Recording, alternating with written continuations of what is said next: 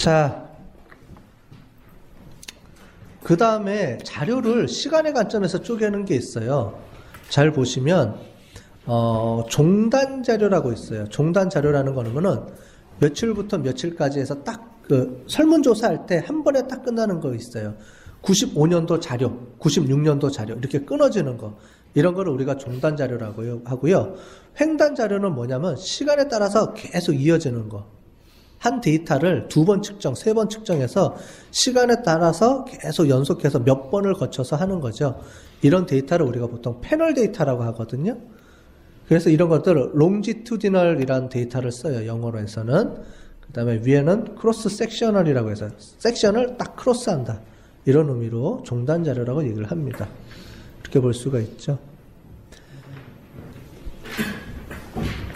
자, 그러면 이런 것들을 뭐라고 부르냐면은 우리가 종류가 두 가지예요. 아까 전에 질적이냐 양적이냐, 종단이냐 횡단이냐, 이렇게 우리가 부를 수 있는 거죠. 네, 그래서 그렇게 보시면 3월 22일 삼성전자 주식 가격 하면 뭐겠어요? 주식이니까 뭐 5,000원, 6,000원, 7,000원이니까 뭐예요? 양적이에요, 질적이에요? 주식 가격 질적이에요, 양적이에요? 양적이죠. 자, 그러면 한 번에 딱 잰 거예요? 아니면 여러 시간에 걸쳐서 여러 번 잰 거예요? 여기 3월 22일 주식 가격인데 딱 하루 쏘갔지롱. 응? 요거를 딱 해놨잖아요. 그래서 제가 일부러 헷갈리지 말라고 덫에 걸려든 겁니다. 여러분들은. 자, 뭔지 알겠죠? 크로스 섹셔널이죠. 이게 그냥 몇 월 달 삼성전자 주식하면은 여러 날을 걸쳐서 온 주식 가격이니까 이제 그거는 롱지투디널 해서 저런 건데, 이거는 제가 그래서 3월 20일 하루의 주식 가격이니까 이거는 단면이죠. 크로스 섹셔널이라는 말이죠. 뭐 현대 소나타 자동차 색깔 이거는 넘어갑시다. 그렇게 중요한 건 아니니까요. 자, 척도의 종류인데 이거 있습니다. 아까 전에 여러분들이 조금 헷갈렸던 게 있어요. 스카우트 순위 1순위, 2순위, 3순위, 4순위인데 그걸 왜 우리가 연속으로 안 보고 질적으로 봤지? 조금 헷갈렸었죠. 그게 뭐냐면 질적 변수가 있는데 이 질적 변수 자료가 이 노미널 데이터하고 오디널 데이터 두 개가 되어 있습니다. 영어로 좀 되어 있으니까 뒤에 한국말로 봅시다. 자, 뭐냐면 질적 자료를 요 두 가지가 있습니다. 질적 자료에는 명목 자료, 명목 척도, 명목 자료는 똑같아요. 아까 전에 우리가 성별, 혈액형 이런 걸 얘기하는 겁니다. 그런데 의외로 요게 하나 있어요. 딱 서열 척도라는 게 있어요. 서열 척도라는 게 뭐냐면 순위 척도입니다.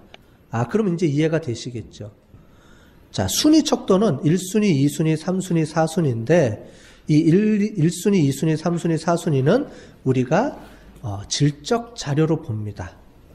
이게 약간 우리가 일반적인 얘기하는 상식선하고는 조금 약간 틀린 건데 이거에 대한 기준이 있기 때문에 그렇습니다. 좀 더 복잡하게 학문적으로 설명하자고 그러면 절대 등간이냐 아니냐 뭐 이런 얘기를 해요. 어렵죠? 말이? 그래서 그런 기준을 가지고 그 기준을 충족하면 질적 자료고요. 그 기준을 충족하지 않으면 양적 자료 뭐 이런 구분을 하는 게 있어요. 근데 우리가 학부 수준에서는 여러분들한테 그렇게 설명하면 잘 못 알아들으니까 어쨌든 그냥 요거는 그냥 듣고 흘리시면 될 것 같아요. 굳이 외우라는 말은 안 했으니까 나중에 시험 볼 때는 뭐라 그랬어요? 다 이 자료 갖고 와서 체크하면서 다 보시면 돼요. 오픈북이니까. 자, 명목척도. 우리가 가장 많이 제가 얘기했던 게 명목척도고요. 아까 전에 1학년, 2학년, 3학년, 4학년은 뭐겠어요? 그럼 그 중에서 서열척도를 제가 나타내 준 거겠죠. 그죠? 차근차근 순위처럼. 그것도 하나의 서열척도도 그 랭킹으로 매기는 거라든가 그런 이렇게 1학년, 2학년, 3학년, 4학년으로 그룹핑이 돼서 이제 연도가 앞서 나가는 거죠. 아까 전에 자동차 연식도 95년도, 96년도 이렇게 연도가 앞서 나가면서 가는 거 이런 것들 있죠. 그런 것들은 이제 우리가 서열 척도라는 의미로 해서 질적 자료라는 카테고리컬한 변수로 우리가 좀 나타내 주는 겁니다. 그런데 이거는 거의 쓰는 경우가 없어요.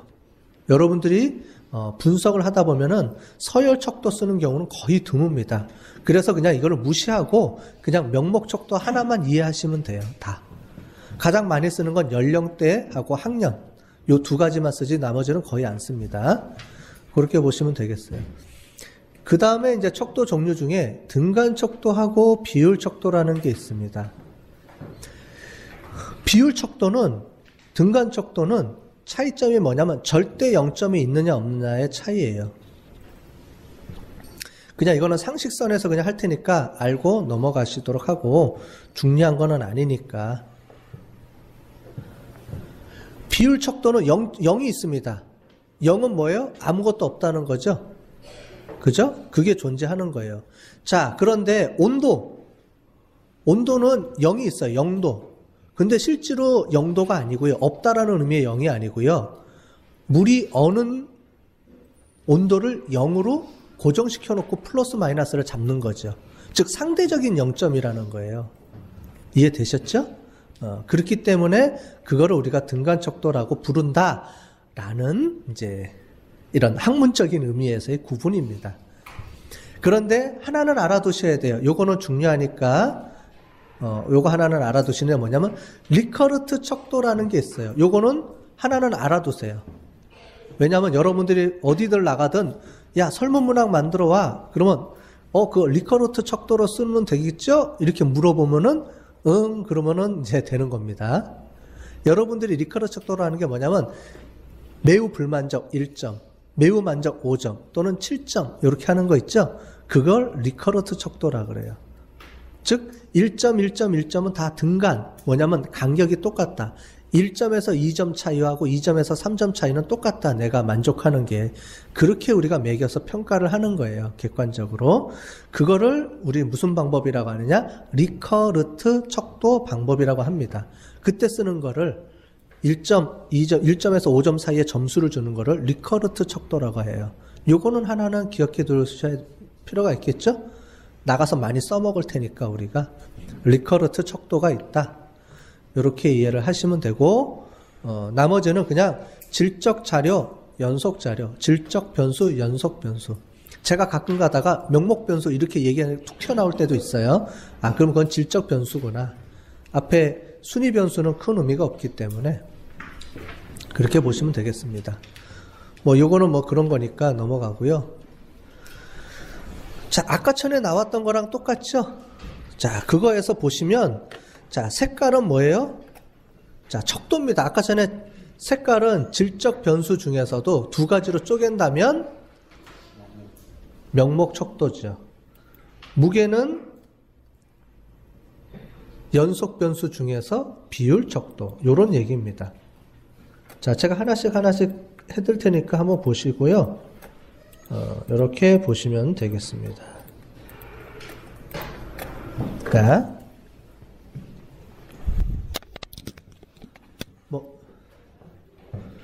열심히 쓰시니까 제가 할 말이 없네. 자,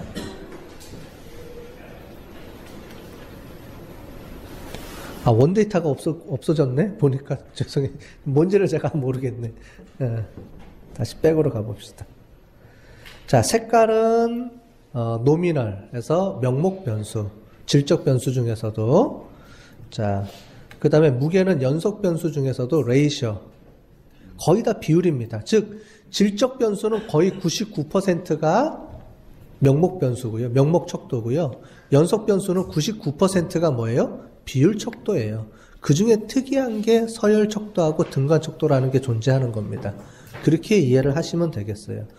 가격 레이셔, 둘레 레이셔, 브랜드 노미널, 모델 번호는 노미널 또는 오디널, 순위가 있으면 윈도우즈 7, 9 이렇게 올라가면 이제 그런 것들은 오디널로 볼 수도 있겠죠. 즉 순위로 볼 수도 있다는 얘기예요. 부채 비율 레이셔, 소프트웨어 버전은 오디널, 자동차 연식도 오디널로 볼 수 있다. 속도 레이셔, 온도는 인터벌, 등간 척도, 절대 0점이 존재하지 않으니까. 나머지는 다 레이셔, 오디널, 이제 노미널 이렇게 우리가 선택할 수가 있는 거죠. 네 가지 척도로 구분이 되는 거는 이해를 하시는데 실제로는 네 가지 척도는 다 모르셔도 돼요. 크게 두 가지만 보시면 됩니다. 뭐하고 뭐만 보면 돼요? 질적 자료냐, 연속 자료냐 이렇게만 보시면 되겠습니다.